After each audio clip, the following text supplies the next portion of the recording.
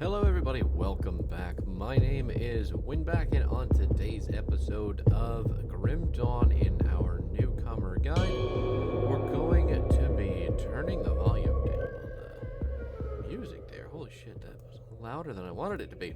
Apologies. We're going to be diving a little bit deeper into Act 2 here. I'm going to talk to you about XP, the Inventor, and the second half of Act 2. To be fair, it does diverge quite a bit, and I think it is worth mentioning. So, all that being said, let's talk about, well, first of all, where we're at in the game. We are in Cronley's hideout. Our Act 2 big bad boss is about to leap upon us, so we'll get in there, show him who's boss, do our stuff, take our balls out, you know, that kind of thing. But also, we can talk about XP in this part of the game. XP is kind of a nuanced subject in Grim Dawn. Like a lot of action RPGs, obviously you get XP by killing enemies. That's fine. That's very, very much possible. But if this is your first time playing through Grim Dawn, there might be a few things that, you know, they don't quite click right away. XP being one of them. Maybe you can't find the gear that you want, or you're flip-flopping on a build. Maybe you're pushing too fast through the enemies and you're hitting a plateau pretty early on. This is Jirini, by the way, the enemy on the screen. He's an optional bad guy. He's kind of a mini-boss for your big boss, and you can avoid getting into that fight with him by finding, I think it's like cultists' orders in the first act. There are a couple ways to smoke him out before you get to that point, so if you don't want to fight him, you can avoid it. If you don't care, though, he'll always show up there. You can always kick his ass pretty easily, and then, you know, teabag him or do whatever you want on your way out. But anyway, with all that stuff being said, right, so the flip-flopping on the builds, if you're plateauing, if you're not finding any blueprints that you really want, or you're not finding the gear that you really need to get further in the game, the good news is we can deal with a couple of those problems fairly easily with just a bit of exploration and some conversation with an NPC or two. Now that might sound lame if you're just here for the hack and slash portion of the game, but if you're looking to push into the mid-tier levels sooner, we can get you there just by paying a little bit of attention to the towns littered about the areas. Now, Act 2 is filled with really, really high concentrations of mobs with easily killable enemies. Like we mentioned in the last video, a lot of the baddies in Act 2 will just outright explode when you hit them with your build's big buttons. There are actually item sets in the early game that can help you capitalize on that even more, but we'll circle back to that. Now, more importantly, though, since the enemies are by and large very easy to kill, most quests by association are very easy to complete. Not only that, but most of the quests that you do in this act are planted directly in your path, so you'll walk up on them very easily, collect them all, and then do them without even realizing it. Theoretically, you could just amass a screen-long quest list, complete the act, and then turn in all the quests at the end. Actually, there might be a couple that you have to turn in to just continue, but yeah, I mean, you get the idea, right? So, let's see. What you really want to do is actually turn the quests in chunks. So, in doing that, you're going to a lot more efficiently get more XP. For example, let's say that you finished Act 2, you've done it the easy way, essentially. You've gotten all the quests completed, and then you just go back and talk to a bunch of NPCs. Some of those earlier quests in your quest path are now going to give you XP as if you were at the level, you know, when you started the act, rather than the level that you are currently. So you're going to get less XP than you would have if you were in the right level bracket, if that makes sense. So basically, you don't want to be turning in level 10 quests when you're level 30 for XP reasons. Cronley obviously taking his time to die, summoning lots of zombies and aether crystals, but we've got plenty of tankiness to deal with him, lots of shockwaving, lots of black water cocktailing, lots of moving and grooving inside the fire so he can't set us on green fire. Whew. All right, where were we? All right, so the chunks for the turn-ins of the quest. Now, what in Act 2 specifically, there's 2 quests that are given to you by one guy, and you don't actually have to talk to that man to get either of the quests. Well, actually, specifically speaking, they are the Bandit Forge quest and the Moneybags Martin quest. Moneybags Martin is a boss. I've already killed him in this playthrough, unfortunately, so I can't show it to you on the screen, which is a little bit my bad. But also this little lab is always here. You just have to break down the wall underneath that little awning there, and you're going to be able to pick up some components and some aether fragments.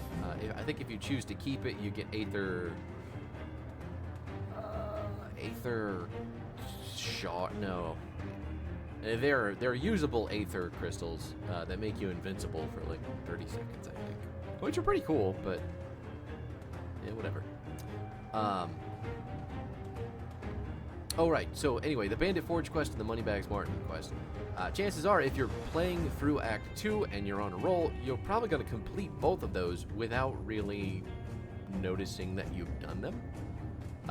You may have actually just rolled through Cronley and ended up in Twin Falls without even realizing how fast you're going. But before you go rushing through the second half of Act 2, what you want to do is go back to the rover towns you found earlier in your quest, and you're going to, what is his name? Quaid at the rover camp in Old Arkovia. That is the guy that you turn in the Forge quest and the Moneybags Martin quest to.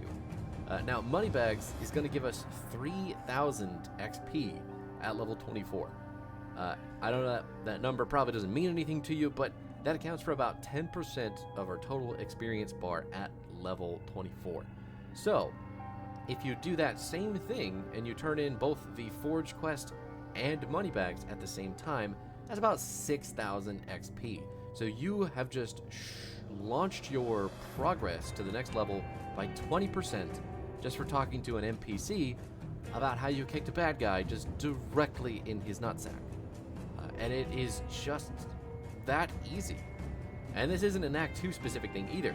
Quest XP is largely the fastest way to level up, as long as you're around the level you should be for the area that you're in. I mentioned it earlier, but you don't want to be doing level 10 quests if you're level 30. The point I'm making is, don't feel like you just have to sit there and grind out enemies to level, because questing XP is huge, and you're going to need to make the best use of it to evenly scale through the game. When you get towards the later levels, you'll realize questing XP is very, very important. Mainly because enemies are just going to get more and more difficult, and especially if your build hasn't hit the point where you need it to, difficult enemies are going to prevent you from grinding XP through combat, so quest XP is super important. But this is the other part that we're going to talk about in this video. This is Darlet the Inventor. This is the Act 1 Inventor.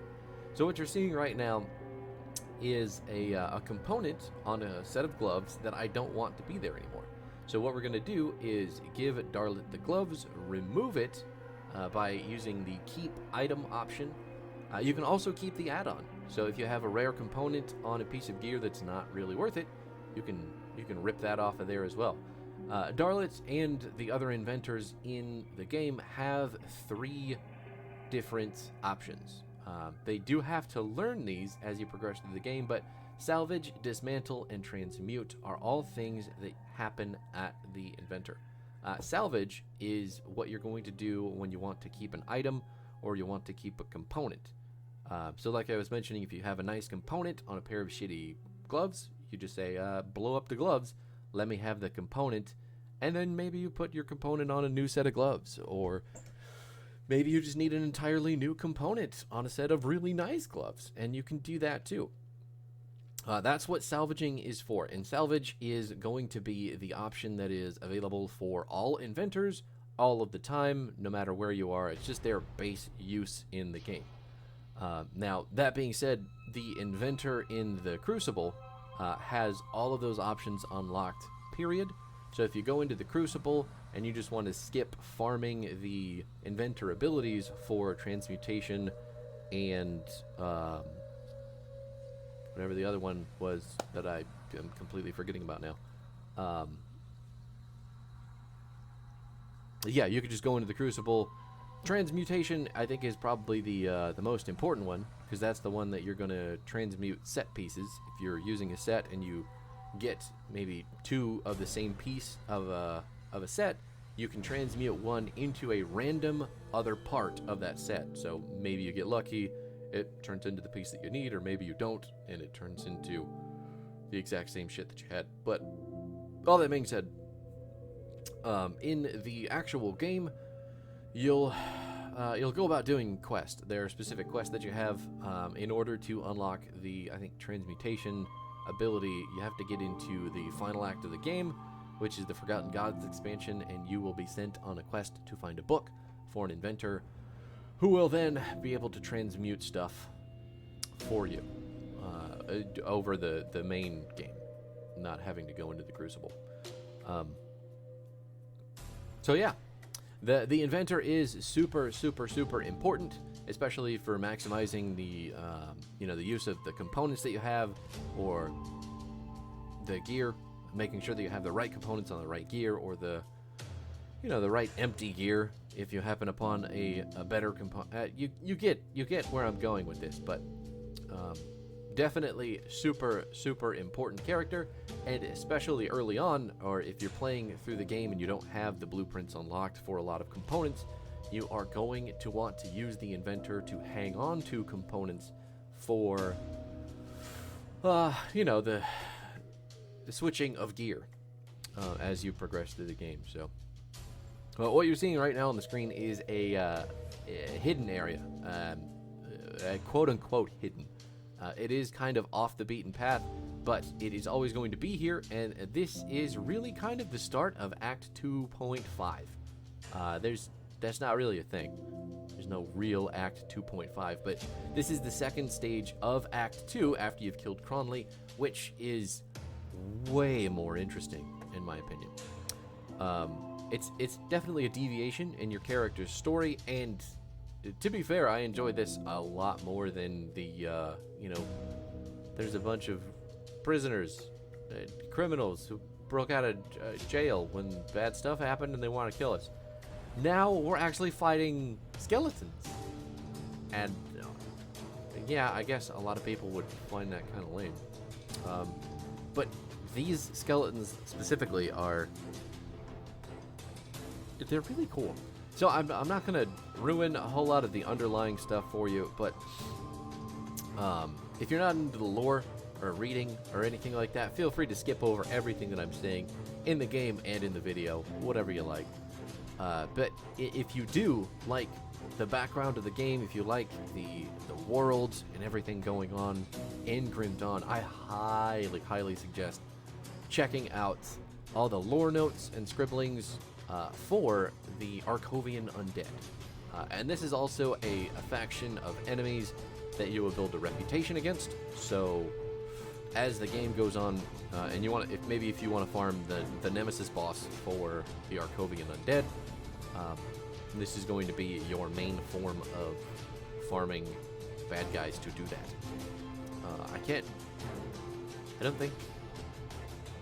I don't know the location of the nemesis boss off the top of my head, but anyway, all that being said, the storytelling in the lore notes and all of that is incredibly descriptive and super well written, honestly. But it's actually very well. The game, I guess itself, is very horror focused, but this specific portion of the lore and in the world of Cairn in Grim Dawn is really gruesome, and that's before all this stuff started. you know, with the meat puppets and the blood puddle guys. It's really creepy when you start to think about just how all of these things happen. Karnath Chillblood, the Colosseum Amalgam, is always going to be in this position too when you come over to this area. He actually has two forms. So that was his little form. Now he's got his huge form. He's going to summon a whole bunch of ghosts from the Colosseum. He's a big, angry, just ragey bone guy who shoots little bone spikes out of the top of his head. It took me a minute to realize what he was actually doing there. I thought he was just like falling over and barfing, because it kind of looks like it. But he's actually shooting missiles out of the top of his head. Yeah. So this boss is always in this position. If you come over here, you will always fight him. Remember, he's got 2 stages. He's very tanky. Very, very, very tanky. I am definitely trying to dodge as much as I can of his abilities, but he does, I think, have all of this type of enemy have a root, like a bone cage that they will just lock you in place in. And this one specifically, since he summons so much, we're trying to angle that our shockwave hits as many of the summons as possible while hitting him as well. He finally went down because we out-tanked him, but I really like that fight particularly. He's a goofy character, but like the 2 stages of him, the character model looks really cool too, or the monster model, whatever the fuck you want to call it. It's fascinating. And then if you read the little lore blurb that you find in the Colosseum, it just makes it all the more compelling. So yeah, but I guess we'll probably talk a little bit more about that as we play through this part of Act 2, because there is a tie-in actually towards the end of the game, the final act of the game, the Forgotten Gods expansion, where you'll meet characters who connect back to the history of Arkovia and the Arkovian undead. It's really... I can't sing the praises of the writing enough. The voice acting may not be the greatest thing in the world in this game, but there is a story back there that could 100% pass as... I'd fucking watch that TV show. For sure. For sure. But... yeah. So there's a couple other things... in this part of the game that you'll likely find out as you continue on, but not a whole lot of there's not a whole lot of XP stuff to talk about left in this game. There's not a whole lot of Inventor stuff to talk about left either. I did hit the big points that I wanted to, so really right now we're just going to see where one of the other devotion shrines is that will again just drop right in front of your path. I think there are only really 2 in Act 2 that you have to venture... No. Sorry, there's like 3 or 4. I want to say it's 3. So there's 3 that are kind of hidden from you. So if you're just traveling down the normal main questline path, you're not going to happen upon all of the devotion shrines, but there are quite a few that just will drop right in your face. I was trying to collect all of them and then spend the points once we got to Act 3. So you'll see that in the video, or in these videos. I'm going to skip a couple. Actually using them or activating them, and then we'll pick up the ones that aren't. Well, I haven't really decided whether or not we're going to do a devotion location for Act 2, but I guess we'll find out. Since you happen upon so many of them just normally walking through, it's kind of hard to justify an entire video for the locations of then again, maybe I did that with the last one. So, well, whatever the case may be. There are 8 total, I think, in Act 2. So that's 8 devotion points. That is basically a full constellation, or 2, depending on which constellations that you're building into. So, and again, this is one of the, if you're not stopping, if you're not paying attention, you can really kind of lose yourself in this act, and just blaze through it. So there is a lot of things to miss if you're doing that, but just remember, there's a lot to see. So that being said, that's probably going to do it for this video. We'll go ahead, drop off all of our ill-gotten gains from everybody that we've murdered, and then be back for the next episode here. We still got to turn in the royal jelly to Ava at the rover camp. Might do that off camera, but we'll see. It is XP, we do want it, and she also gives you a blueprint for royal jelly, which is a potion, I think, that gives you like massive health regen. So that's pretty cool. I don't use it a whole lot myself, but I can see why it would be useful. But yeah, so that is that's gonna do it. We're gonna turn in the quest line to Mornay, get 10,000 XP, which, as you can see, is about 50% of our XP bar, and then we've got 2,500 XP. Whew. For finding out about what happened to Elsa. So we just got 12,500 XP for talking to one NPC. It's disgusting. And that was at level 25. I mean, we are about to just rocket upward into the stratosphere in terms of experience. But anyway, that was the whole point of this video. We'll be back tomorrow to continue down the path. Oh, that's going to be right before our key dungeon, too. So that's going to be pretty cool. But stay tuned for that. I will see you guys later.